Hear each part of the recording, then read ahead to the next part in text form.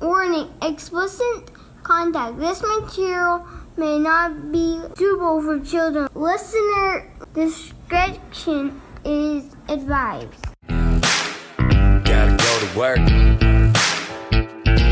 For the ones breaking their backs with a pick in the axe. All of my underground family who working their ass off. I'm right there with you, I be living like that. We be 2,000 feet under the surface to get the cash. It's for the ones who do construction out there working and hustling in the dust under the sun, sweating just to what's get up, you everybody? something. Welcome to Mining Minds Podcast. We're sitting here with Ill Zakiel today, What's happening? A.K.A. Thanks for having Zach Sanchez. a.k.a. right. Zach Sanchez. Yeah. And we're going to talk with him about his mining journey. Started off in mining. He's gone a different direction now, so we're going to get into that. Sitting here, we got Dino Brunson on the mic. What's going on, big dog? We got Scott Arndt sitting in. Hey, guys. And so Zach, when Yes. you got your start coming out to Nevada, you're not originally from Nevada, are you? No, I was born in Mexico. Okay. Guadalajara? Yes, sir. All right. Yeah. So did you come to Could Nevada? you tell because I look white? Is that No. how you could tell? No, man, I just been. I look like Canelo? I've been doing my research, man. Okay. He's been listening to your music. Oh, man. every day on the treadmill, Yeah. just hitting it up. Oh, man, that's awesome. Thank you, bro. Yeah, I could use every play that I, on the streaming services, so I appreciate that, man. Right on. No, we got you. We got you. Hell yeah. So you came from Guadalajara, Mexico. Yeah. And you landed where? Reno. Reno, Nevada. Yeah.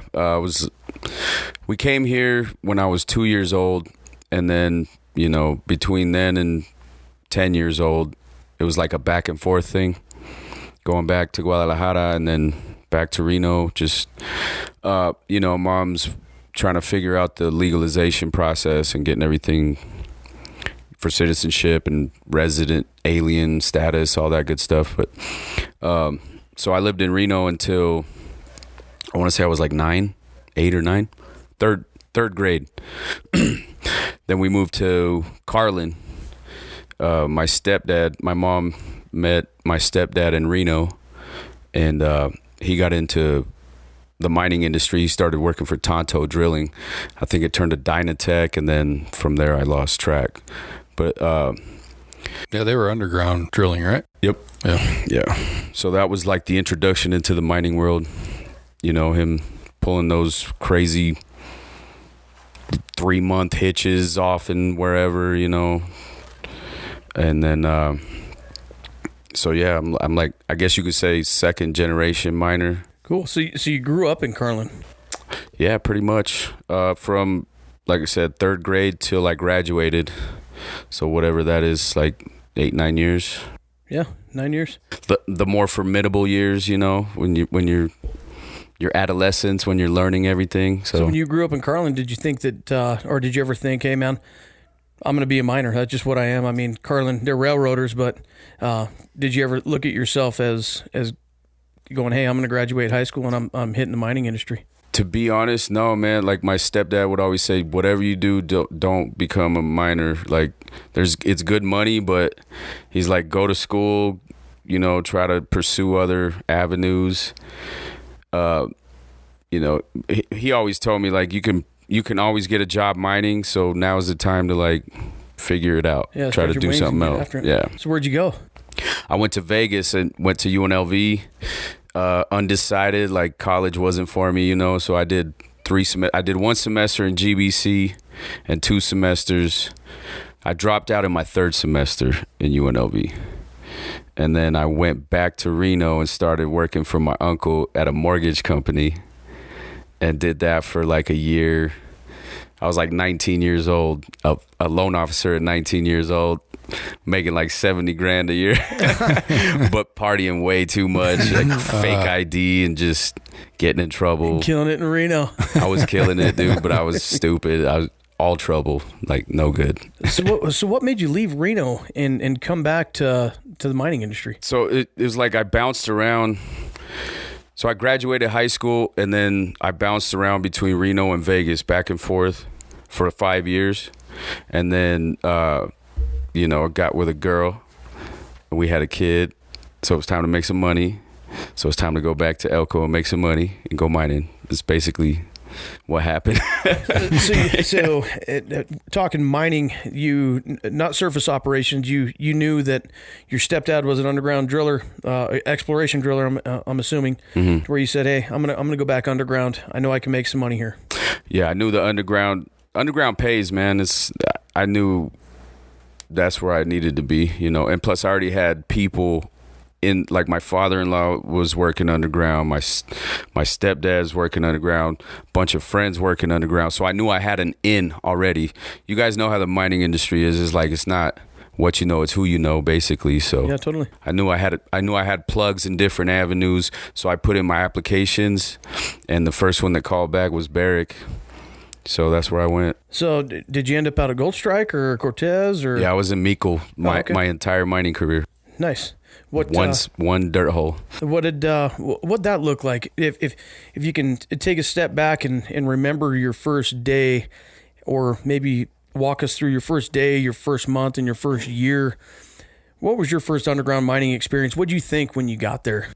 What were you expecting? Yeah. Before you even went down to the underground? I honestly didn't even know, man. Like, I just remember watching the cage go down for the first time. You're standing on the collar, and I was like, oh shit. So like, it got real, I was freaked out. I'm not gonna lie, I was freaked out. So for the people listening out there, explain the collar. What is the collar? It's where the cage, it's the shaft area. So there's a big hole in the ground. Big hole in the ground with a cage that just sinks down into the and you hop on that cage, yeah, and you're riding that down to your work spot. Adrenaline rush. The first cage ride was adrenaline. I'm like, oh, what am I doing? It's a nice smooth ride down there too. Oh yeah, clank, clank, clank. The ride gives you all sorts of confidence, doesn't it? Like, this is gonna go well. Oh yeah, and then you can see the gap, from the cage, and then the cement area around the hole, and you can see the gap and see lights for each level, and you're like, man, that's a long ways down, Oh boy. Yeah. So you had somewhat of a reality check. Oh yeah. When you went down. So when you hired on, what did you start doing? I started as a truck driver for Backfill, so driving a 26 ton. So that's the first thing I got signed off on, was a enclosed cab 26 ton Dux truck. With the extendo bed and all that. You out there rubbing ribs? Oh yeah. You gotta make your path. Some of those corners are too tight. You gotta smooth them out. Open them up a little bit. Oh yeah. Those engineers weren't taking in account for that swing radius there. Exactly. You gotta make your own way, man. Yeah, going back to what you were saying about having to know somebody to get in the mining industry. I remember the first one that I applied for was for a wash bay. Okay. Out at Gold Strike, and I got a little fuck you card in the mail from them saying that they were going to hire somebody more qualified for the position. I'm like, who the fuck? It's a spray wand. Yeah, what exactly are the qualifications here, man? I know how to wash cars, bro. Come on. Qualified. Yeah, you have to I've washed my truck like 1,000 times. Exactly. I can do this, man. Yeah. It's a pressure washer. Yeah, we can figure it out, right? Yeah, so that was really my introduction to that. Like, oh, okay, fuck, I got to learn. I got to meet some people. Yeah. I got to find some people that are going to help me get out there. More importantly, you got to wash some fucking cars in front of Oh, I know, right? Yeah. That's what I need to do. Wash cars in front of the right person. Yeah, man. Then you get a job in the wash bay. You know what's even worse, though, is like not getting the fuck you letter. Because then you're just like waiting on the fuck you letter. Oh, yeah. I mean, like the anticipation for the fuck These you guys letter don't even is- respect me. Like, Right, yeah. I didn't nothing. I didn't even I'm get a- not even worth a piece of paper to right, them. exactly. Or an email or something, Right. Text me. Yeah, exactly. Just text me a middle finger. I'll understand. Fuck I'll off. get I it. got it. Yeah. Appreciate you. I'm going to reapply it. Hell yeah. So what was it like when you got down in the mine? Obviously, everything's dark. That's Right. Mico's a huge piece of the property, right? Yeah. To where you get put in this haul truck, you're training. Mm-hmm. You have to find your way around, and it's not two-way traffic; it's one-way traffic. What was that like? I mean, everything's a learning process. It was very uncomfortable. Like, mine's going 1,000 miles an hour, but you're picking out every detail everywhere you look. Okay, I seen that crack in the rib over there that was painted with spray paint. Okay, that's where I need to turn right. You know what I mean? Then you start building up your information bank in your brain to where then it becomes second nature, But Did you ever get scared? I don't want to say scared, but when I first went underground, I took a position out at Cortez, and the first time I had went underground in 20 years, I thought, shit, man, maybe I made the wrong decision. I got down in there, super clean property. But I guess what gave me the most anxiety was having to know where your refuge chambers are at. And for me, that made it the real deal, right? And then knowing what to do when you're in the refuge chamber. Don't fart in refuge chambers. Yeah, right? Ramon, don't fart in the refuge chamber. You can't go out and smoke. And What do they have out there? Like mine arcs, or are they? yeah. Oh, okay. Yep. But for me, not knowing the underground and knowing all the tunnels that are out there, you can get lost. You know what I mean? Oh, yeah. I mean, you can spend plenty of time underground not knowing where you're at, Mm-hmm. and then knowing if there is an incident or a fire or not knowing your ventilation, having to find one of those refuge chambers is a big deal, right? Well, it was for me, so I would imagine you going underground for the first time is like... Right, and they harp on it. Like, they try to bury it in your brain. They pound it into your skull. Like, this is what you do here. This is what you do there when you're going through all your training. So, you know, once you get underground, you're like... And then they harp on it again. The guy that's giving you the tour is like, this is what you do here. And all, you know what I mean? So they're constantly trying to keep it fresh in your brain. You know, and then, you know, if you got a good shifter or lead man during the line out, you know, he'll remind you once in a while, like, all right, you're gonna be in here. Do you remember how to get out of there? What you have to do if something happens, you know? So it's constantly it was always in the back of my mind, like, you know. And I climbed a few of those escape ways, you know, just to make sure that I could do it.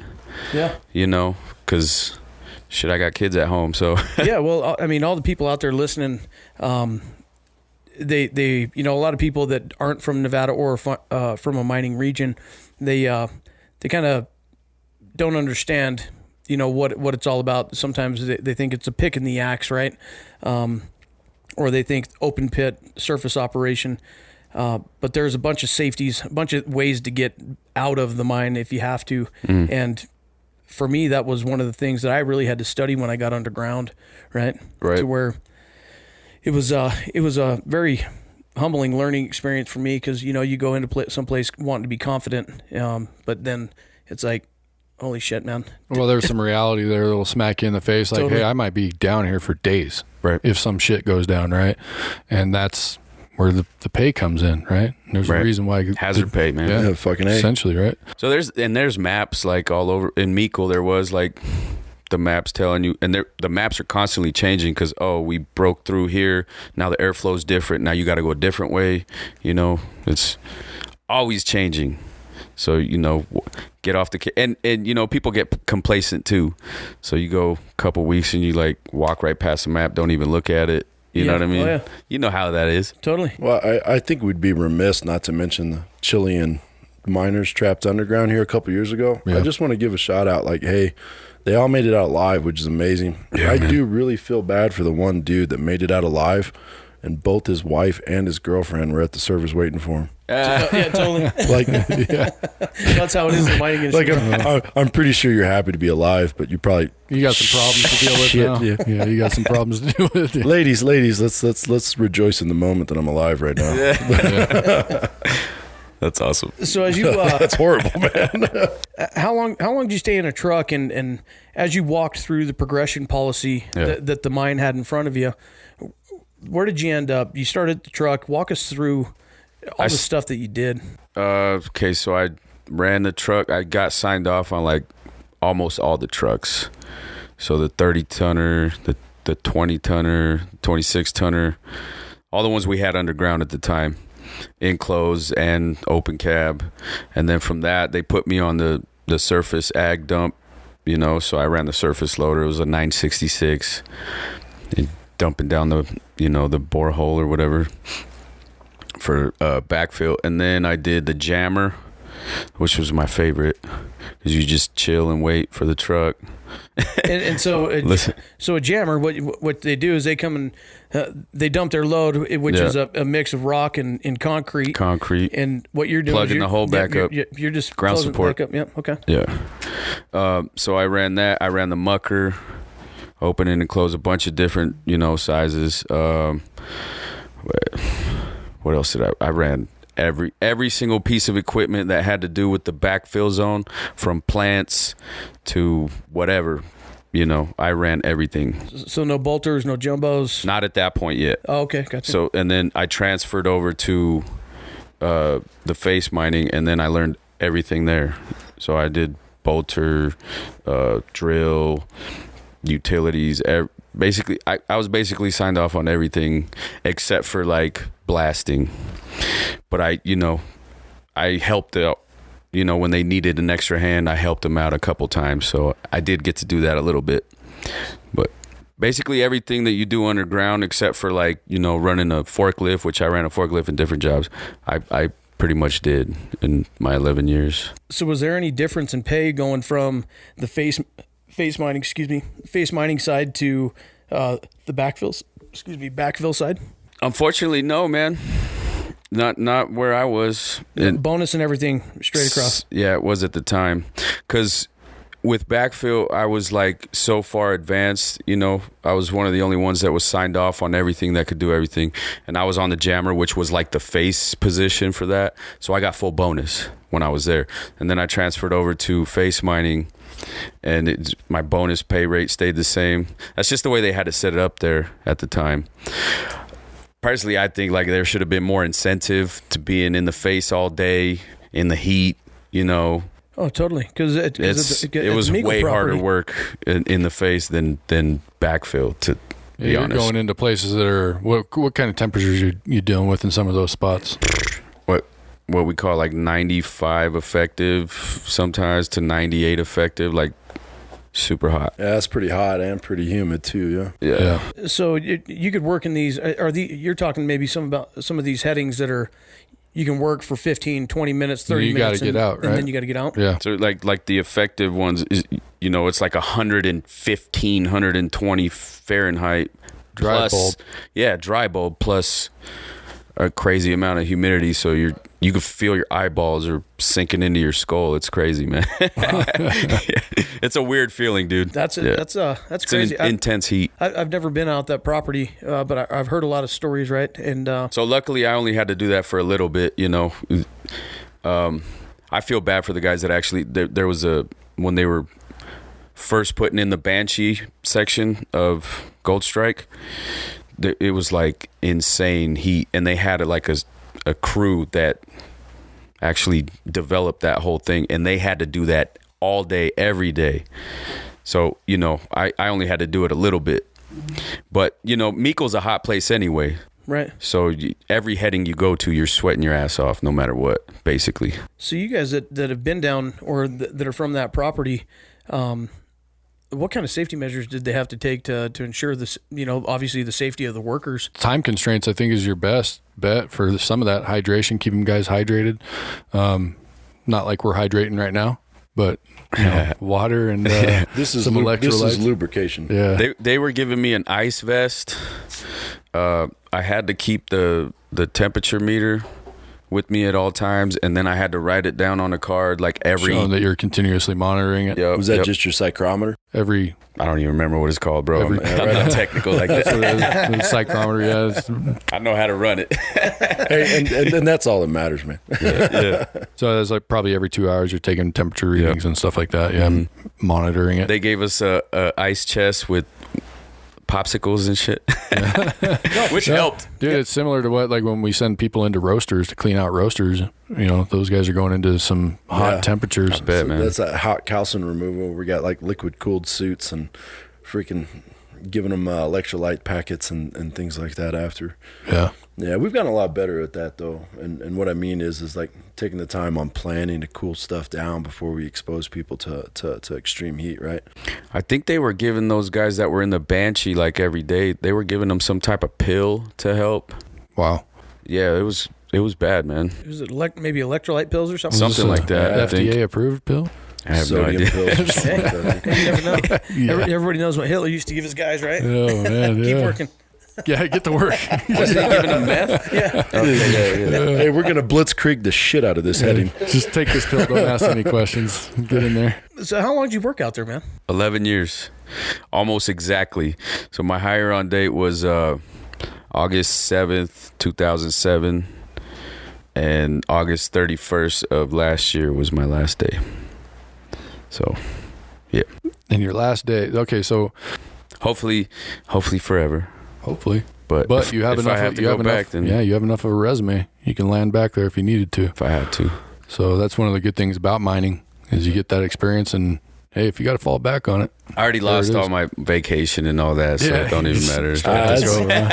It's like I'd have to start over from. so no, that's like a marketable skill though, man. Yeah. You know what I mean? Like that's not a bad thing to have at all. Yeah. Right. when did you start writing and producing music? So I first started when I was like, junior high or something. But it's just for fun. I never at that age, I'd have the visions of like rapping in front of people, like Big Show and all that. But it wasn't like I took it seriously as like, a far-fetched dream type thing. Cause it's really like, dude, like not many people get to do this for a living. You know what I mean? So Yeah. I think I struggle with like confidence with it is the problem. So it took a lot of years for me to finally develop the mentality strong enough to be like, yo, I'm going to do this, So yeah, I wrote my first rap when I was like 13 or 14, listening to Tupac, Eminem, Biggie, guys like that, DMX. So those guys were your influences? Oh yeah. And many more. Just like the more lyrical dudes were the ones that I gravitated towards, like Big Pun. Let's see. What do you think of Nas? You ever listen? Oh yeah. One of my favorites for sure. Yeah, This storytelling That is. dude's a genius, man. Oh, he is a genius. Yeah. Well, listening to your music over the last couple of weeks, and when I first moved here, I heard a lot about you. That's awesome, But dude. listening to your music over the last couple of weeks, man, that's what's resonated with me is it's like I connect with the things that you're saying because there's a story behind it, right? And it's real shit. And Thank you, man. And coming from the mining industry, a lot of some of the songs that I like to listen to is about where we're from, Right. about the work that we do. It's about the people that are the hardworking people, the blue collar people, right? And for me, it's been inspirational. It's been cool to listen to because it pumps you up, And so where did you get the motivation to start rapping about underground mining and Carlin, just even Nevada, floating everything from Reno and Vegas and just pulling it all together because that's pretty cool. I kind of feel like to me it's very important to be authentic, like in life in general. And the rappers that I gravitated towards were talking about their life. I couldn't be writing music about something that I didn't actually live. I mean, sometimes I'll just go I just start writing bars, which is, trying to flex how well I can construct sentences and make them rhyme together, but for the most part, like the general message in my music is just basically what I live, what I have lived, what I hope to be, and then try to inspire people. Like whatever it is that you're into, I want like a big message in my music to be like, you can do that shit. Go chase it. You just have to develop your mentality, come up with a plan to do it and execute that shit. Just, don't just sit back and dream and wish about it. You actually got to go out and take the steps and physically do this shit and you'll get there. You know what I mean? Yep. So like inspiring people, that's like my main shit. Like that's cool. I'm trying to inspire you. You know what I'm saying? And I think that's a message that will resonate with a lot of people because I think there's tons of people out there working right now that aren't doing something that they necessarily care about. That's their priority. So what was that like for you as that kind of unfolded and like you said, it was kind of like you thought it was a little bit of a childish dream in the past and it was something that would never happen for you. Now here you are living that life and still grinding to go after more. So what was that process like for you and your family where it was how much planning was involved with it? It's like, did you have goals like, hey, in 5 years I'm leaving, or did it just kind of unfold a little bit more rapidly than that? For like the last 2 years, I've really been starting to take this, planning and taking the steps to actually be doing what I'm doing right now.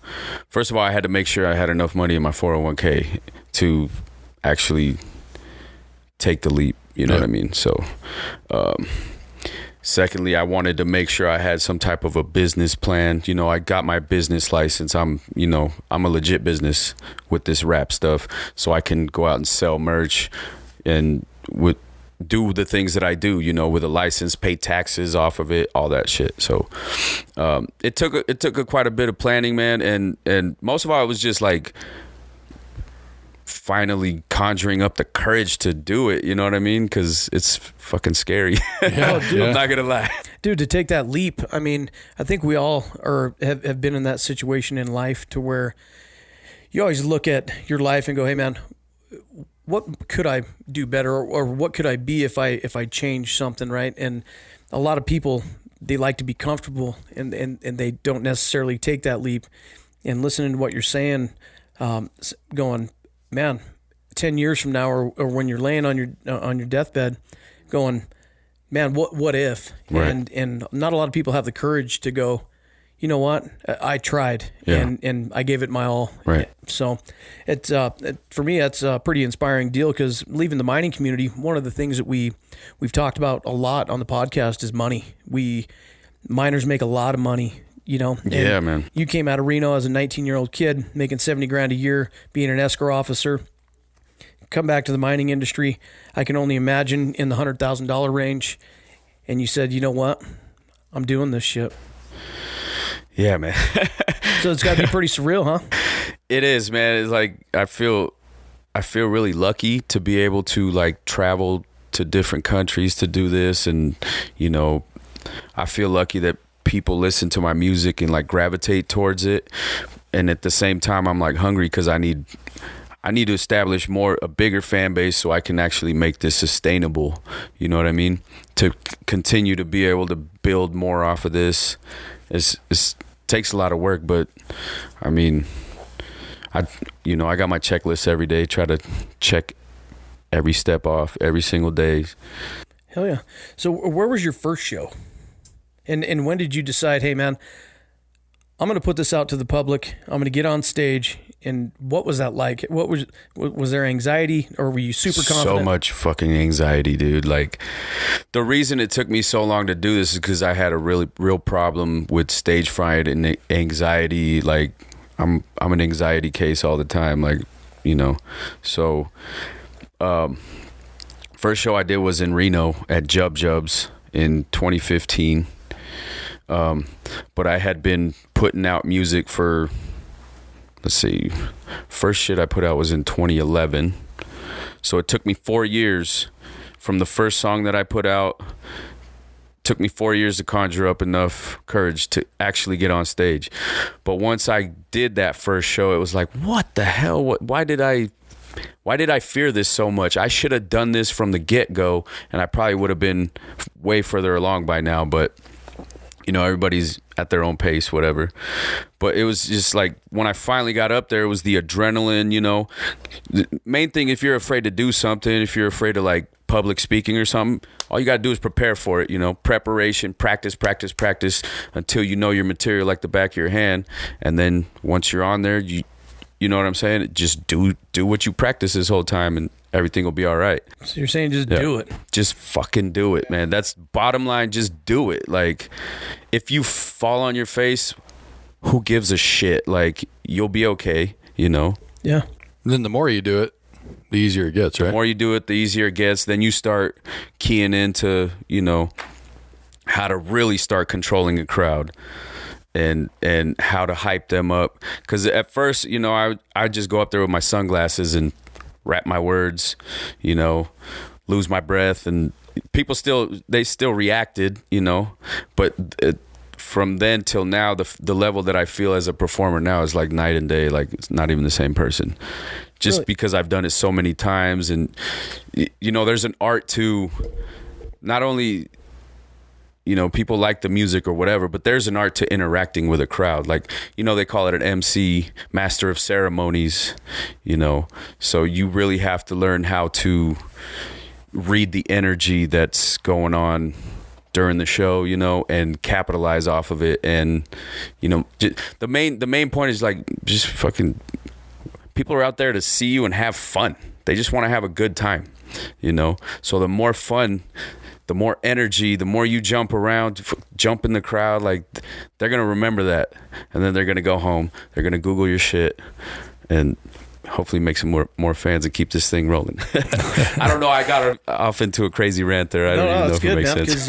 Well, I mean, really, when you think about like the true masters of this stuff, we talk about Nas, yeah, man, Eminem, whatever you got, their shit now. Well, not like Eminem especially, is so much different than when he first started. Right? Oh yeah, and you can just tell it's a trade craft. Like he's refined it. He's honed in on it. And his first stuff was lit, right? But some of my favorite music of all time, bro. But his, I mean, the stuff coming out now is just, like I said, it's true art. It's professionalism. Oh, yeah. And, I mean, just like probably what you're going through now is just I'm fine-tuning my skill set. Yes. So is there any professional training, or do you have somebody on the backside while you guys are traveling to the next place that helps coach you through, or that kind of dissects what you do on stage and helps you through growing, or do you do that yourself? It's mainly it's just each artist I haven't come across there anyway. You know, my booking agent, Chris, he's given me a few pointers, you know, because he's seen the top dogs perform live. He's put on shows with, you know, the Tech Nines, the I mean, even bigger artists, you know, like, so if I did something during my performance that he thought I could have done better, he'd be like, yo, good job, but hey, I think you should have tried this, or try that, or try this song, because he knows my material too. So yeah, there's a little bit of that, but mainly, you know, sometimes I'll be on the road by myself, going to the next spot, and it's basically you watch a pro do it, and you're like, okay, how can I incorporate some of that into my set, and just keep building and improving on it, because yeah, like rap is we have to develop ourselves like 99.9 of it to come out with a product that people actually gravitate towards, you know. There's not a lot of coaching in it. There's no training camp, no, you know what I mean? Yeah. So how much are you sitting down right now and writing and making beats and all that shit right now? I try to make sure that a minimum of 3 hours a day I dedicate towards writing, and 3 hours can turn into an all fucking day thing, or it can just be the 3 hours. Okay, my antenna's not tuning into the muse right now for some reason, and it's not working. But at least I put the time in. You know what I mean? I try to do that every single day, but you know, sometimes other things come up. I gotta, you know, make my Patreon page and do that, and there's a lot of you know, business side of this too that you have to take care of, that sometimes unfortunately takes away from the creative process too. Plus I'm a dad and a husband, so I got to dedicate. That's another reason that I did this too, is because I was missing out on a lot of my kids' things, you know, games and with rapping right now, while I do go on the road for 2-3 weeks at a time and miss out there, for the most part I'm home. I'm taking them to school, you know, and I'm helping with the homework. I'm there at games. I actually got to coach, you know, my daughter's team. So yeah, that's one thing that we've discussed quite a bit here is the time away from family, and what the mining industry does with the schedules, you know, and how hard that is, rotating between nights and days and working the Super 7s or the 5 on 4 off. That is something huge with the miners, that they do miss out a lot with their families. The money's there to help them out, but you don't get that time back, right? To where it is, I guess for me, listening to your story, that's special to you at this point, to where it's like, you know what, it's not about the money anymore. No, it's not. I mean, I get 18 years with my kids, right?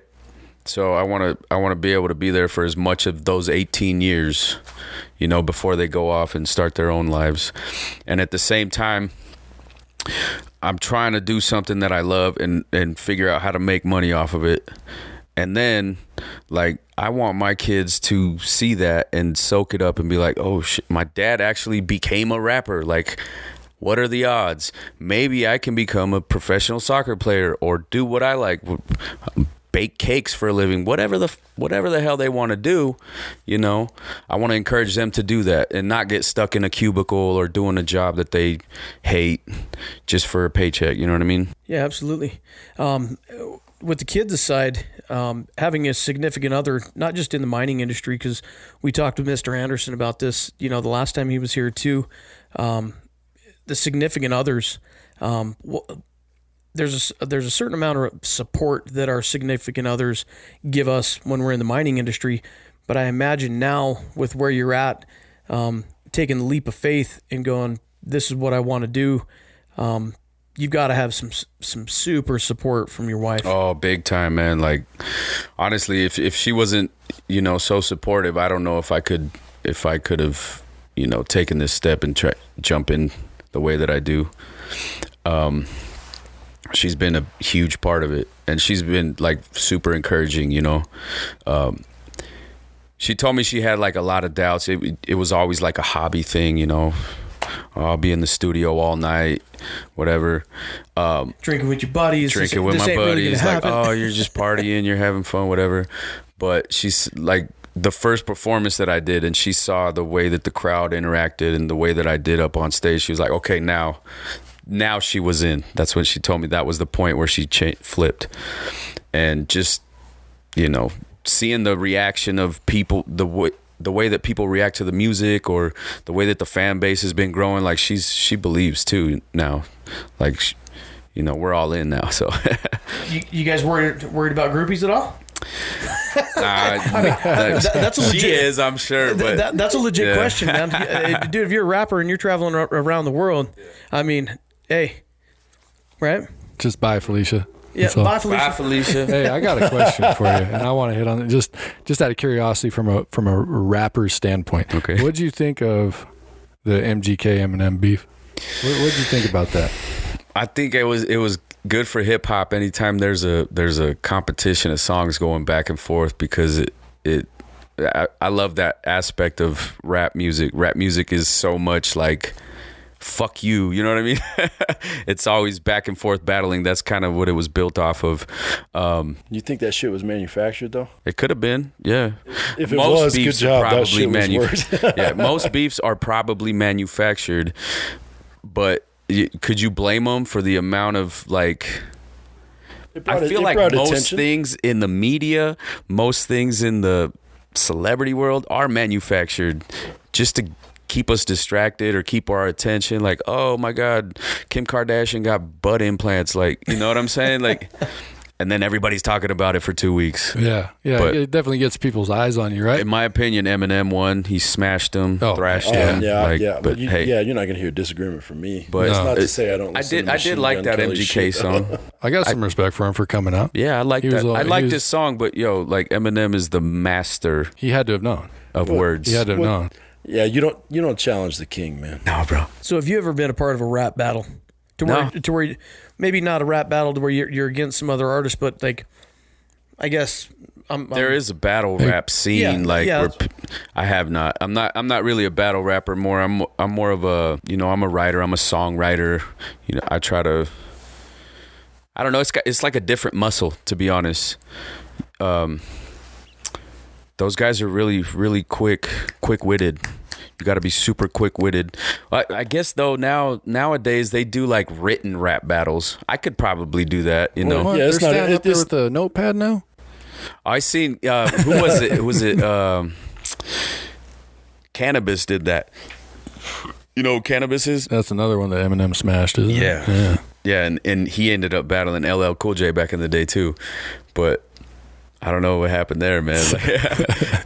In my book, that's a no-no. Can't go up there with a notepad reading your fucking rhymes in a battle. That's a little weird. That's what you do in front of the microphone when you're, recording a song. I just don't want to forget something. You know, I don't want to forget something good. Yeah. Right? Write that shit on your hand, man. I mean, overall though, like Cannabis, he's, you know, before that, like he's a superb MC in my book, like really skilled. lyricist. So what do you take away from different people? The guys that you look up to, obviously you're studying their craft and seeing what you can pull into your game. Oh yeah. What's the most important thing that you've pulled away that you can say, hey man, this has helped me along the way? I respect like people that respect their craft, like really take time to develop wordplay, like every aspect. Can you double time? Can you rap fast, right? Can you do that while making sense? Or are you good at like flipping words, double entendres? That's what you call a punchline, is have double meanings and have it make sense in two different ways at the same time. That still catches the listener to be like, oh shit, that was super clever. Can you give us an example? Basically, like, just listen to the way that everything Eminem does is like a double entendre. All wrapped in. Yeah. Yeah, it's one of the lines that I remember him talking about is he's smashing what the hell was he? It was talking about smashing pictures, right? Because of a breakup or something along those lines, and he worded it in a way that was the size of the pictures and the size of the 2x4 that he was smashing them with. And it's just like one of those things where not many people are going to say it that way, right? And so when you hear that, it's like, whoa, okay. You may not even catch it the first time around. Exactly. And then you go through and you listen again and you're like, okay, I heard that right. Holy shit. That's the type of shit I'm talking about. And like, having some hidden meaning in there and some stuff that's just, even if it's not something with double meaning, something that's worded in a way that's not a common thought process to word it that way, right? Where you're taking words and you're bending words, man. You're flipping words. I really, I respect dudes that can do that and do like 5 rhymes in one sentence that rhyme exactly with the next sentence, 5 rhymes right at the same spots, like all the syllables match, and do that. But at the same time, like, as much as I respect that part, I also respect a storyteller that brings you into his world and tells you how he grew up and all the things that he's seen and paints like a perfect picture, so you can actually, like, in your mind you can picture, oh shit, he grew up here, he did that, you know what I mean? Oh, totally. Dude, that's what I'm getting every time I listen to your music when I'm on the treadmill. I mean, I'm running and I've got a vision of all the stuff that you're talking about, just being a Carlin railroader and, being in Reno and Las Vegas, for real. It's like you're definitely hitting on all cylinders, in my opinion, on that point. I put a lot of time into it, man. Like, this, I feel like I want to cover all the bases. I want to be able to rap fast. I want to be able to have a catchy hook that sticks in your head and you're walking down the street like, God damn it, why is this song stuck in my head? Well, the first time I saw you was a Facebook post, and it was a mashup of Dre beats and I think some Eminem in there or something. Yep. The beats, and I was just Beat like, Slayer. Dude, yeah. I watched that video probably 10 times. Oh, really? I was like, holy shit, man, dude, this guy is fucking You're the guy that played it 10 times. Yeah, that was me. That was me. Yeah, he also forwarded it to me. Yeah, that's awesome. Those videos did really well, man. Well, you did a good job with it. Thank you. It was like the way I approached those videos. It was like I'm gonna try to pack every single style of rap that I have developed into one. Like, I'm going to give you some Spanish bars, Spanglish. I'm going to give you some double time. I'm going to give you some clever wordplay, like everything into one at the same time while these beats are changing around me. Yeah, I'm not going to lie, Zach. I thought you were a white dude. And then the Spanish came out. I was like, whoa. What the hell? Here we go. Some shit's changing right now. I like it. Story of my life, bro. Yeah. Ever since I was little, bro. If you look at my family portraits, everybody's like, who's the white kid? Serious, man. So what's your newest album? What's out right now? The latest album is this one called Mentally Ill. I dropped it last, I guess it's been like almost a year. But my new album is about to drop. It's called Ill Sherm. The reason I called it Ill Sherm is because I linked up with a producer out of Elko. Actually, he's originally from Seattle, but he lives in Elko now. He works at Cortez, another miner. And he's producing the entire album. He goes by M. Sherm Beats, and I'm Ill Zakiel, so Ill Sherm. You know what I mean? There you go. It's got like 11 songs. It's actually my shortest album, but I feel like, honestly, artistic wise, like, I feel like I've stepped it up a notch with my rap skills, you know what I mean? So is that just when I don't have a release date for it yet, but within the next month or two it's going to drop. So with your most recent release here that you gave to us, you were explaining a little bit about the cover. You want to tell This Mentally Ill about? It's kind of like a concept album. So on the front you have, this is kind of like the way I used to dress, I would say last year, and for like the 4 years that I was developing, I would always wear this beanie on stage. And I always had like these galaxy glasses. So this is like, it's my alter ego, the rapper, the Ill Zakiel. And then on the backside, it's got, Zach Sanchez tied up in a chair with his mouth taped. Like, okay, I just left mining, right? It's kind of like hidden meeting into my life at that point. So the rapper's taken over. I'm quitting mining and now I'm pursuing rap, basically. So this album kind of takes you through that whole process. You know what I mean? You unleashed the rapper. I unleashed. The rapper took over. Ill Zakiel possessed me. So why Ill Zakiel? Why did you pick the name Ill Zakiel? Is there a meaning behind that? Zakiel is kind of a play off of my middle name, which nobody could ever pronounce, is Zakiel. That's my middle name. And when I was a little kid, my sister went to pick me up in kindergarten in Reno, and she heard the way that kids were murdering my name, because I always went by my middle name. My mom always called me by my middle name. Everybody did, my whole family. And she's like, "I just tell him to call you Zach, because nobody can say your name right." You know what I mean? And then so I just dropped the D and shorten the name up. So it's a play off of my middle name, Zakiel. I'm like, okay, pronounce it like this. And then for a while there, when I was first starting to put out music, everybody that I'd show it to, they'd say, "Oh, that's ill, bro. That's ill." So I kind of just mashed them up together, and it has a nice little ring to it, Ill Zakiel. Yeah. So absolutely. I don't know. Right on, man. I don't know. Well, yeah, it works, bro. Dude, I've had like fucking 10 different names.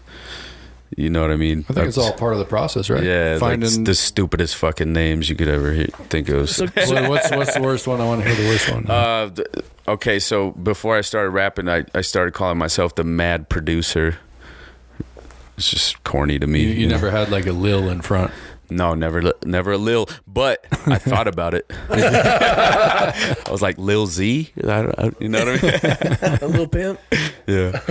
I don't know, man. It's just, it's hard to get a rapper name. So if you were to sit down and talk with somebody, or somebody's listening right now and they're tired of their fucking cubicle and the lights flickering and, or even if they're tired of driving a haul truck or whatever it might be, what do you have to say to them? I would say, what do you like to do? What are you passionate about? What brings you joy? What are you happy doing? When you think about it, like, that feeling you get when you're doing something that you really love, that you're really passionate about, like you feel like you're addicted to it. You always want to do that type of shit. For you, it might be hunting or whatever the fuck it is. I don't know. Just find that. Try to figure out a way to make money off of it and go for it. You know what I mean? Like, just chase it. So I think that a lot of what people get hung up on, and maybe it's because we want everything quickly. Yeah. I think that might have something. We want fitness results quickly. We want the results. Everybody wants 7-minute abs and shit. We want you. I'm going to sell you on 6-minute abs. So, but with that, maybe it's, it's just that's where we get stuck and say, man, I can't leave the security of this job. But if we actually were to say, plan it out. Fucking do it as a side hustle for take some baby 10 steps years. toward it, right? The first. Okay, so I started making music. When I really started making music, I was 18 years old. I started making beats on my computer on FL Studio, and because I had stage fright at that point, I always wanted to be a rapper, but I'm like, I can't rap in front of people because I'm a pussy or whatever, So I started making beats. I was like, okay, I could be the behind the scenes dude. So to get to the point where I'm at now, it's been over a decade. You know what I mean? It's nothing that's worth chasing is easy. Never. I mean, you could win the fucking lotto, but how much money did you spend? Those are 1 in a trillion fucking situations, man. What makes you think that you're the one? You know what I mean? No, work for it. Go get it. It's going to take forever, but if you really want it, you will chase it. If not, then you're just making excuses. Like, yeah, if you're walking a road with no obstacles, it probably doesn't lead anywhere, right? And that's kind of the... Well, you're not going to figure anything out about yourself anyways. Into the mic. No, man. True. Into the mic. Into the mic. Sorry. There you go. So looking at and listening to your music journey, when you were underground mining, did you put the same passion into what you were doing in the underground? Yeah. Like, I always wanted to... I'm super competitive in almost like a unhealthy way, I guess. But I always wanted to be like the best. I'm gonna get the most loads today. I'm gonna put in the most bolts. You know what I mean? Like, absolutely. I always wanted to do the best job that I could at whatever the hell I was doing. Whether I was stocking headings that day, I was a nipper, whatever the hell. You know what I mean? Yeah, totally. I don't know. If there was one underground story or underground shower story. Oh shit! Always looking for the shower stories, dude. I've been waiting to pull out the shower stories. We've talked with a couple underground miners, and that's one of the biggest parts of being in the underground is that's shower. Like prison, bro. So I want to get one good story from somebody that they went, you know what, man, this was my first experience taking showers with a bunch of dudes, and this is what happened. I don't have like a specific story, but I always felt when there's a new guy, fresh fish, it's just so hilarious, dude. And, you know, there's even some guys that wouldn't shower because they were too, you know what I mean? Like gun shy or whatever you want to call it. I'm not showing you my ass cheeks. Just when us veterans start fucking with the new guy, it's always a good time. I got one. All right. And I'm not an underground miner, but here's my one freaking story. So I was helping build the Chug warehouse up there, all right, so Cortez Hills. And I had to go home early that day because I was buying a house, right? So before I head in early, I got to go to the head. And I walk into the men's dry. It's the middle of the damn day. Nobody should be in there, right? And I walk around the little corner, and there's one dude that just got out of the shower. And he's ass naked, talking on a cell phone. And he's got one leg up on the bench, but he's got the wrong leg up. You know what I'm saying? Like, this dude's never seen a razor in his entire fucking life. And it's like a possum nose sticking out of a bush. Hey, I'm all right with this shit. Like, okay, you know, no worries. The only thing that freaked me out, dude, is he looked up from his phone conversation and gave me a nod. Like a hey. Like you're acknowledging. Yeah, like, you just saw my junk, homie. Yeah. Give me a nod. Yeah. And so I walk around the corner, like I immediately put my head down, like, no, man, it's never cool to check out another man's junk. Right. Like, so I go and I stand in front of the urinal, and I don't have to pee no more. It's like no, that need left me, right? And so, all right, fuck it. I'm gonna get out of here. So I walk back out. I didn't want to look back. Like I didn't want to, but I did. It's like a car crash. and the dude did the nod again. Oh man, like yeah. And all I'm gonna say is like, dude, just put the other leg up and everything's cool. Like there's no weirdness here if it's just an ass cheek. And we're okay. You know what they call that in the underground, right?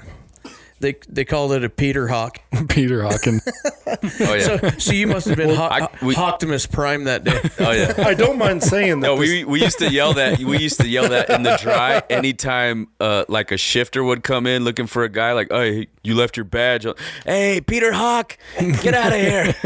This ain't your dry. Oh, Tony Hawk. Well, all I got to say is that moment never left me. You still got the vision, huh? Well, no, it was scarred bad. for life. Yeah, that's like an hour, 15-minute drive back to Elko, man, and. Like I think I was staring like some. You can see it right now, can't you? I actually can. Like I wouldn't remember the dude's face, but if I ever saw that, you remember that? I'd be like, hey, what's up, dude? What's up, Bill? How you been, Bill? Yeah, I don't even remember your name, but I remember what your dick looked like. Weird. Yeah, that's awful. That's awesome. Seared into the mind. No, it was there, man. You're showing your true colors right now, brother. No, I'm just playing. When I started Hey, Ill, that's fucked up. But, I'm sorry, man. but I hear you. All I got to say is that was probably like 10 years ago, and I remember every moment of it. You remember every detail of that image, don't you? Yeah, I even got a job. Do you ever wonder if when you're thinking about him, he's thinking of you too? He might be. Guaranteed. And he's so proud. He gives you that nod every time. I would like to go. I wish there was a video camera just so I could see what the fuck my face looked Was like. it like that Old Spice commercial dude that does that nod? Like, yeah. You want to be me right now, don't you, boy? It's like, yeah. No, dude, that was amazingly awkward, and I pride myself in dealing with awkward situations well. I did not handle myself well. Oh, that's awesome. That's a daily event. That's a good story, man. In the Underground Drive. Oh, it totally is. And if you're brand new to the Underground, it is it's something that leaves something to be desired for sure. Because it's like you're going back to high school gym class again. Well, and I don't even think do they shower together in high school anymore? I don't even know. We didn't. I don't know. Maybe I'm dating myself, but We didn't. Well, dude, when we went to high school, man, there was still the dude that wore his underwear in the shower. Damn, dude, Wash you got my some underwear too. I don't know if your parents are telling you to do that shit, or you're really that worried about us. homie Right. looked like he sat on a Snickers bar. Yeah, I just keep wiping and wiping and wiping. It's like I'm wiping Hey, a marker. you can just wear the same pair of underwear that way. You just wash them in the shower. You Well, don't dude, know. but your jeans are gonna get wet as fuck now. Like, when you put them back on. At some point, you got to probably take them off to wring them out. Or just bring extra underwear to Right. school, because if you do that, that just seems just as weird as showering I from. think yeah. you're overcomplicating things. Yeah. So when you started in the Underground, did that creep you out at all? Yeah, I wasn't happy about it. Yeah, it's just a little weird, right? Yeah. And then after And then 10 the more years, that time went on, it was like, man, this is like a prison sentence, man. When is this going to end? You know? but you found yourself talking to your buddies right after shift. Yeah, You're it's sitting like there nothing. washing your hair. It's like, hey, Bill, Yeah. Great shift today, dude. Oh, yeah. Threw in 122 bolts. Things are sweet. Yep. Yeah, I had a Some guy. dude walking by, you splashed Dawn on him after he got done showering. Now he's got to get back in. You know what I mean? Just so you could see him more. I had a guy, my first experience underground, and it mortified me. They were giving me a lot of shit for not showering. You know, I'd go wash up in the sink. I was supervising to where I wasn't getting dirty, but Were you a bird bath guy? Bird I was a that's bird what I bath was guy at. for a little while, and the guys are like, "Hey man, why aren't you showering? Are you scared?" I'm like, "Well, a little bit, you know." And I'm like, "You know what? I'm tired of these guys giving me shit." Brought a towel, my flip flops, and I go in the shower. And this guy, maintenance guy, out at Cortez Hills, he knows who he is. I walk in the shower, and he gets about 6 inches from me, and he looks at me and he goes, "You know how to piss on a guy's feet in the shower?" I said, "How's that?" I get rid of athlete's feet right there. He goes, "Just look him dead in the eye." You son of a bitch. Standing there peeing on your feet. Oh yeah. So many pranks happen in the dry, man. So many. Well, I think that comes with the camaraderie being it's underground. fun. Yeah. You know, I mean, we talk about farting in the Refuge. refuge The chamber, refuge chamber. Yeah. things like that. But you get so comfortable with these guys underground Yeah. that they're like family. They're your brothers, and you know them inside and out. You know, you're seeing these dudes naked, right? Right. How do you translate that into not necessarily the naked hanging out with your buddies, but how do you translate the camaraderie from the mining industry? How do you take that into the rap game, and what do you bring to the rap game? I guess with the people that I interact with, like on tour, you when you're on tour with somebody, you build that camaraderie. You know, you're going from city to city with the same group of dudes, doing, you know, killing a show every night, sharing hotel rooms. So you build that type of bond, same type of bond, you know, in those situations. So what are the parties like afterwards? Are there after parties that you get to go to, or do you get to kind of shut her down? Sometimes, I mean, there's not very often though. Right on. Maybe my wife's listening. No, I'm just. Well, I mean, One party was really dope. It was when I was in Red Deer. I don't know if you guys heard of Mercules, but he's like one of the biggest stars in Canada right now. Actually, just did a song with Shaquille O'Neal. Weirdly enough, Wow. you guys know Shaq rap, right? Yeah. Yeah, like I remember platinum Shaq selling albums. rap. Yep. Yeah. So he just did a song with Shaq. He's done songs I with just like it DMX. when he says he's going to kick Barkley's ass. Yeah, that's fun that too. fucking cracked That's me fun up right too. there, Yeah. man. But anyway, in Red Deer, there's like 2 feet of snow on the ground. I don't know, but I actually got to go to. Mercules invited us all to his house, and we were there till I don't even know till the sun came up. Wow. And we were in his basement, like everybody's just rapping, drunk as shit. You know what I mean? Good times. Well, I mean, so at some point you look at it and you go, hey, man, this is a growth opportunity for me too, right? Oh, yeah. It's like getting into the mining industry and getting with the people that have the experience and living that life with them. But for you, you seem like you're grounded to where you do that stuff, but you're also grounded. You know that you've got wife and kids at home, and you're out there doing that for them. Yeah, 100%.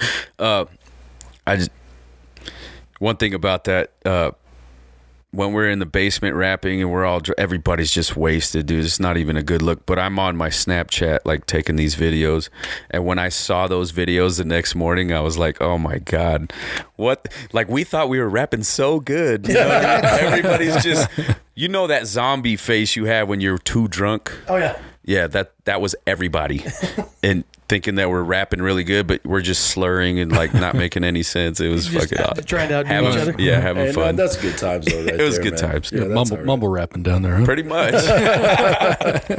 Working off of one brain cell, mumble rapping. Did Mercules make you guys pancakes? Nah. Oh, that must just be a Prince thing, then, I guess. Hey, I gotta ask, man. So like, when you were up in Canada, dude, did you give poutine like a serious shot? Oh, 100%. Dude, Dude, that shit's so delicious. Wait. You have no idea how good that shit that's is. a real thing. They got poutineries, man. So What the fuck are we talking about? All right, so poutine, It's man. French fries in gravy Brown with cheese gravy. curds. Brown gravy and cheese curds. Dude, it's delicious. It sounds amazing. no. Yeah. All I gotta say is like us as America gets a lot of shit for making bad junk food. Fuck that, poutine wins. Like Every time. I'd eat it. Like I think they have. I would eat it right now, I man. think This they have is so breakfast good. poutine. Hey, you put a Yeah, couple they do. fried eggs on that shit, dude, and I'm gonna eat it. Yeah. It's so It's good. like, hey, dude. I'm on a diet. I've lost 20 pounds. Hey, Scott, here's poutine. Fuck Yep. it. Give me 2. Is Timmy Hortons too, bro. Oh, dude, Timmy Hortons is Those fucking donut holes. God, What do the they call them? don- The Timbits? the Timbits, which number one, for some reason, for me, takes a sexual connotation, which I don't appreciate. It's like, hey, I'll take a Can I half. get some of Tim's bits? Yeah, can I get a half dozen Timbits? Fuck, that sounded I had bad. no idea how seriously they took their Timmy Hortons. I landed in was it YVR, Vancouver Yeah. Airport, and as soon as you leave the fucking whatever it's called, get off the plane. As soon as you get into the airport, you Timmy's. look right. There's a Timmy's. You look left. It's only 20 feet apart. There's another Timmy's. Well, right here's there. the thing, dude. There's a spot. bullshit. There's a spot in downtown Toronto that on the 4 corners, all right. Yeah. There's 3 Timmys. Yeah. You And I'm- thought we and I'm were not bad kidding. with our Starbucks garbage? Nah, man. They take their Timmys to another level. Timmy's is like this mixture of Starbucks, Dunkin' Donuts, and fucking McDonald's. Yeah. It's like, hey, we serve Yeah. killer breakfast sandwiches. Do you also want a high quality they're- coffee? Yes, the fuck Yeah. I do. And their Thank you. donuts are like, fuck, dude. Dude, they're legit. Yeah. It's like Krispy Kremes on Yeah, steroids, dude, bro. and their Wi-Fi is like free. And all I gotta say And is they're like, all super nice. no, and they're It's such a fun experience. and it's not expensive. All I gotta say is Right. like I walked into a Timmy's at one time just for the Wi-Fi Yeah. because I was roaming, right? Yeah. You know, I was international roaming. I'm like, man, I'm gonna go in there and use the free Wi-Fi. Then I felt bad, like, well, I better buy some coffee to pay for this Wi-Fi. So I did, and I bought that coffee, and then I saw a breakfast sandwich that they made. I'm all, yeah, I'm gonna get one of them too. So I did, and I was like, I'm still hungry, and I'm still using Wi-Fi. right. So I'm gonna go get some Timbits. Well, that Timbits box, because they're like, hey, well, how many do you want to each? And they got like a whole bunch. It's like Baskin Robbins, man. They It's got a like all big the ass flavors, right? Yeah, it's a big I'm like, ass ooh, box. give me 2 of those. Oh shit, that looks good. Mm. I ended up spending about $35 for free Wi-Fi. I would have spent all day there, dude. Yeah. Like, You would have paid their Wi-Fi bill that day. I would have been the fat fucking American sitting in Timmy's eating all their shit. Yeah, you're talking like comparably though, like you can spend $5 Yeah. and you can have enough, Well, yeah. Well, to eat. Like it's so cheap to eat in Canada. It's so crazy. Well, the only thing up there that really gets you is that harmonized sales tax. It's like, hey, how much is this? Well, whatever I'm going to pay, it's actually going to be 40% more because I've got a provincial tax going on. But their sales tax is high. Yeah. Well, you got to pay for the healthcare for all those Timmy's bits. Honestly, though, dude, like I'd go to Denny's or something. I would go to I think we hit up a Denny's just because it was right next door to the hotel, and I literally for like a all-American Grand Slam plate that would cost what, $12 here, $11. It was like $6 there, dude. Yeah. No bullshit. I never went to a Denny's in Canada. So is this a sales pitch to the wife to say, hey, you're saving money when you're on the road? Or? Yes. The Canada tour was less money spent than the U.S. tour for sure. So how many cities did you hit in Canada? We did. And how many people are you playing in front of? It depends. Different nights. I think the biggest crowd we had was somewhere in the 300s range. The smallest crowd was like 50 people. That's one thing you learn, and it's super. One thing that any type of musician goes through is you could play in front of 400 people one night, and the next night there's like 5 people in the crowd. It's a fucking Sunday or a Monday. You know what I mean? It's part of the grind, though. But you're out there getting it. How do you put the same amount of energy into those 5 people? Oh, dude, I jump on the table and I'll rap to people. Like when there's 5 people there, you know what I mean? That's one thing I had to develop because at first it was super discouraging. I'm like, what the fuck am I doing with my life? You know? But I gotta say, man, there's highs and lows, peaks and valleys. It was about a year ago you played here in Elko. Yeah. At the Cowboys. And dude, that weather, that was a rough night. Well, that weather was shit, right? Man. I mean, you had a late show. I think it was on a Sunday, if I remember correctly. Mm-hmm. And I think your show started about 9, right? Yeah. I mean, which is tough, right? I still got to say, dude, you packed the house on a shit weather day at the end of Sunday, and dude, you came with energy, man. One thing I'm super grateful for is Elko always supports, man. Every time. I think only one time I did a show here, and it was one of those situations. It was a Sunday, and there was still like 60 people there. You know, 60 people is enough to have a good time. But I mean, Elko always, man. I'm super, super grateful. I love it. Every time I perform here, like people show up, people show love. Everybody's having a good time, you know. So does that help influence your writing at all? When you come back home, you get back grounded. You're not on the road grinding. When you get back here, does it help set that scene a little bit? Yeah. I mean, I've made what, 4 Nevada songs. You know what I mean? Oh, totally. I'm still gonna make more. You know, there's no love like that hometown love, that Nevada love. I feel. How about they're my biggest supporters. That's the base. That's the core. You know what I mean? So we're trying to spread that. Any more mining songs in your future? Actually, I just did a song with my buddy Aaron. Alan. Sorry, bro. No. It just came out last week, I believe. Maybe.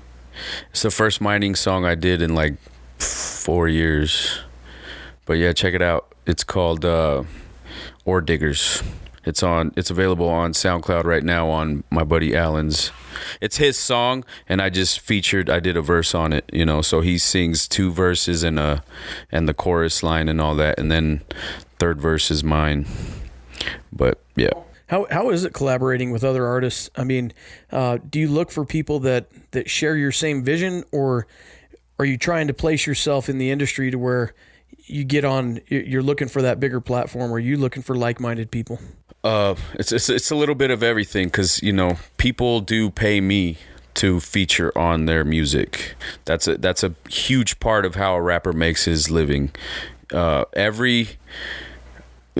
it this way, every rapper, whoever's ahead of who, 9 times out of 10, unless you're like really good friends or homies and you're just collaborating, 9 times out of 10 you got to pay. You got to pay the bigger rapper. The small rapper's got to pay the bigger rapper, because you're feeding off of their platform, something that they built. by you doing a song with them, now you're going to earn some of their fans, you know, if their fans think that you're worthy, you know what I mean? So, you know, I have upcoming rappers that pay me because my platform's bigger than theirs, and I do the same. I'm trying to elevate too, you know? That's a big part of the game. Like, so many rappers that we grew up listening to were broken by an already established artist. Like a Ja Rule featured on a Jay-Z song. Nobody knew who Ja Rule was before that song. And because he was on a Jay-Z song, now the whole world knows who he is. Yeah, so Tupac danced in Digital Underground. It was really bad. That was really bad, though. Tupac carried crates for Digital Underground. He danced on stage in a Speedo. Like, what was that damn movie, man? I'm trying to remember that. It had Demi Moore in it, Chevy Chase. Striptease. Yeah, no. God, Jesus. Great movie. Sorry. I watched it. I paused it. That was before DVR. Yeah.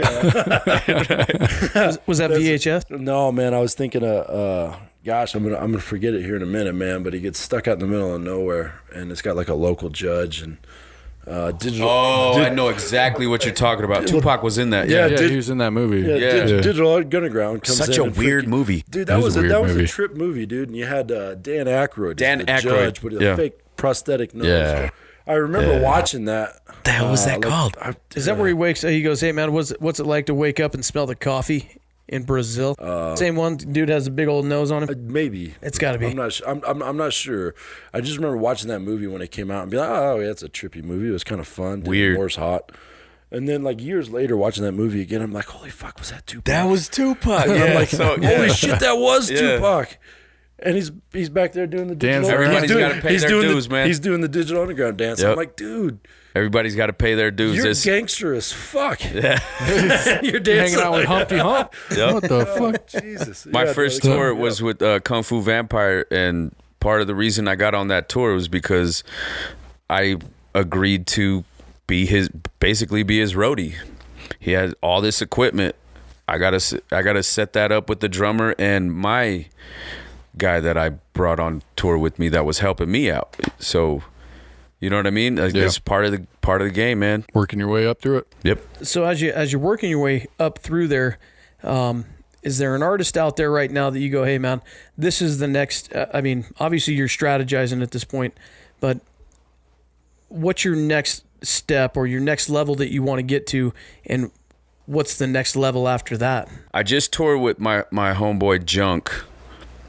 He's from Canada, and he's at the level where he's getting like, I don't know, 50,000 listeners just on his Spotify platform.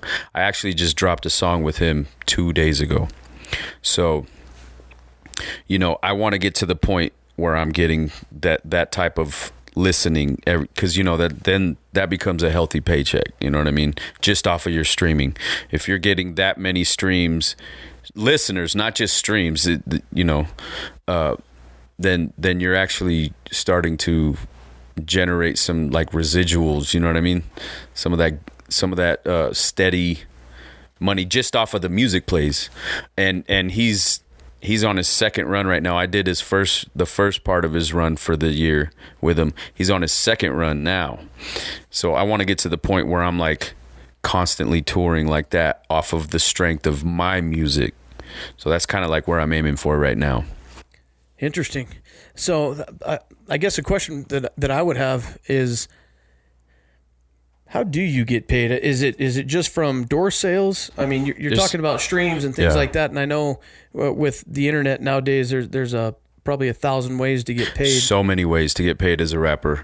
One, you know, depending on how strong your fan base is going to dictate how much they're going to pay you per show for your set. You know what I mean?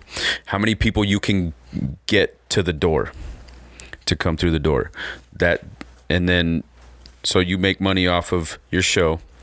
You make money off of your merch sales. You make money off of your streaming and all that.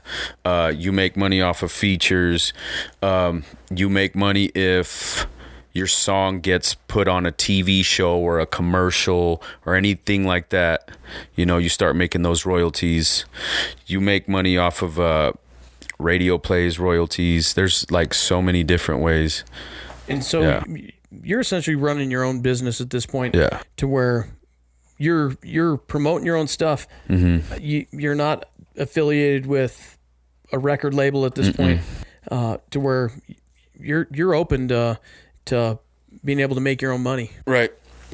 But at the same time, if like Tech Nine was like, "Yo, I want you to sign to Strange Music," I would be like, "Hell yeah!" Well, I think one important thing. I mean, you got a big following here in the area, and this area, for sure. What can we do? I mean, because we all have, Pandora or Spotify or Amazon Music or whatever. So I'm incredibly inspired by your story. Like, thank you, man. No, I mean, for real, dude. That's art, and I love it. And more than that.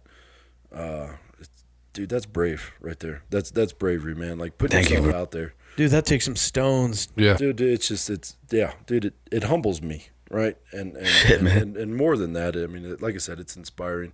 And you really got me with what you said about what you're showing your kids, right? And I'm a dad. Yeah. And I'm trying to show my kids options, right? Right. Like on what they can be in their life and not to be scared, and yet you're out there doing it, and that's inspirational. So what can people here in this local area do to help support this? I started it's an easy way for people, like it's called Patreon. Have you guys heard of Patreon? Yeah. So it's basically like a monthly subscription deal, but at the same time, it's like if you subscribe, you get merch. And you get like perks, you get early access to everything that I'm doing. You get to be a part of it. It's like, I like to call it like the Patreon supporters are like my record label right now. Almost They're the like ones. your family. Yeah. So, which is cool too, because I got to meet a bunch of my, every show that I do, there's one patron there. I got to meet a patron in Canada, in Edmonton. It just blew my mind. Like, damn, dude, I'm from Elko, Nevada. I'm all the way up here in Canada, 10 hours away. And here's this guy who gravitated so much towards my music that he agreed to sign on for a monthly subscription to keep me going. You know what I mean? But yeah, the main thing I'm trying to promote right now is my Patreon. You get hoodies, you get t-shirts, you get CDs, you get access to everything that I'm doing. It's like a... So how do people it's find like an your... inside club. You're a VIP. Yeah, VIP member, I've never bro. been a VIP. So how do people find your Patreon page? So Patreon, it's patreon.com/Ill Zakiel. Ill Zakiel, ILLZAKIEL. Basically, Patreon is PATREON.com.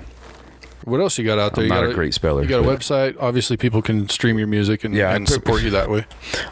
Pretty much everything that a rapper needs to have, like all the social medias, Instagram, everything. My own website. I got 2 websites actually, just because I was trying to learn the website building thing, and I signed up for one, and then I signed up for another one, and all of a sudden I got 2. So I use one for my merch, and the other one's more like my, just like the artist. That sounds like a shit ton like that Chilean miner we talked about earlier. We're like, hey, you paid for one, and they actually paid for 2. Yeah. I like the correlation. Did you link one to the other? Do they link to each other? Not yet, but I've been talking to my my cousin's husband to help me with that, Daniel, because he's super good with the he's real good with the tech. You can't break up. You with got a one guy side, right here like too. I don't want to point any fingers, Chris. but this guy here is awesome Matt, at doing things like that. You Sweet, need some man. help. Matt's- I hate to throw you out there like skills. that, Chris, but Yeah, graphic design, all kinds of stuff. Nice, man. Yeah. Chris helped me build like my kid's gaming computer. And Wow. he did it like when he was yawning. I'm a nerd. think. I might have to. No, it was good shit. Hell Like, yeah. it really was, man. We might have to talk, Yeah, brother. I built my own gaming PC. That's how I got- much of a nerd I am. So. I got all the credit Christmas morning, but the credit really should have gone to Chris. Yeah. But I wasn't going to tell my son that. No, Right? absolutely Fuck not, that. yeah. Chris is dumb. He didn't. Your dad's awesome. Your dad did all this. You're welcome. They're always like, Chris is tall. Yeah, Chris is tall. Well, actually, yeah, it was real funny. Yeah, it was just obviously my kids are extremely close with my friends, Chris included, and just the other day, like I come home and my little daughter's getting tall. Like, Yeah. she really is. She's very tall, 7-year-old. I can relate, but I'm a short guy, so everybody's tall to me. Yeah. Well, so I pick Ella up, and I'm like, baby girl, you're getting so tall. And in the background, my son, he's like, yeah, but she's never going to be as tall as Chris, Dad. and I was like, yeah, no, probably not, man. And he goes, well, you're not going to be as tall as Chris either. I'm like, no, shut up. Hey, whatever I had planned for dinner is peanut butter and jelly now. Paul. There you go. Right on, Zach. Hey, we appreciate you coming on the show, man. Thanks for having me, bro. When we do our promotion of you, we're gonna get those links from you and try to throw those up along with your promotions and really try to do everything that we can on our end to promote you, because we really support what you're doing. Thank you so much. I support you guys too, man. I actually once Derek told me about you guys, I started going back and listening to all your episodes and stuff. So right on, man. Yeah, we appreciate cross promo. Yeah, nice. Yeah. We love it, man. We definitely appreciate you taking your time. We know, family time, especially when you're here locally, that you want to spend time with the family and the kids. And, but they get it though. Time to come out here and have a beer and visit with this dude. It means a lot to us. The mining community, we're gonna get it out there. Thanks for having me, man. We're gonna promote the shit out of this. So hell yeah. Yeah, thank you. Thank you guys, man. All right, everybody, it's an honor. Check him out. Ill Zakiel, out on IG, Facebook. If they want to get like any kind of merch just like that, it's illzakielmerch.com. You can get a hat, whatever you want. You know what I mean? I'll sign whatever you want. Yeah, and I'm basically everywhere. Ill Zakiel, at Ill Zakiel on all social media. Follow me. I try to follow everybody back unless it's like a bot or a weird, you know what I mean? They can cop an album on iTunes. They can cop an album everywhere. iTunes, Spotify, Amazon. Go to illzakielmerch.com if you want physical copies. Yeah. All right, everybody, check him out. Looking forward. Thanks for listening. Yeah. Absolutely. Take us home, big dog. All right, here we go. MightyMindsLLC.com. Check us out on Facebook, Instagram, maybe MySpace. It's out there. We're bringing it back. You gonna hop on MySpace? I don't have a MySpace. I got to do that. Hop on with us, man. We're bringing it back. Top five friends now. So far, is it only top 5 now? It used to be top 8. Well, so far, dude, it's we got to just, narrow that shit down, man. You're famous. Yeah, so far it's just Mining Minds and Tom. That's it. That's all that's on MySpace right now. So Tom's still there. On the MySpace, did we get one of his songs as the background? Well, we can. I mean, we fucking that's a thing. should. That's a thing that you can do. Hey, put it as your profile song or whatever. Profile, or was it your page? What did? Fuck, man, it's so long. I don't even remember. All I can say is I'm gonna be a Silver State, Nevada boy. Yeah, there we go, Silver State, Nevada boy. I got T-shirts, Nevada Love T-shirts, by the way. All right, everybody, we're out of here. See ya. Peace. Yeah.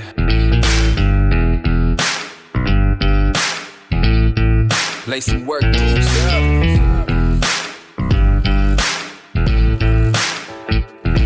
Yeah. Gotta go to work.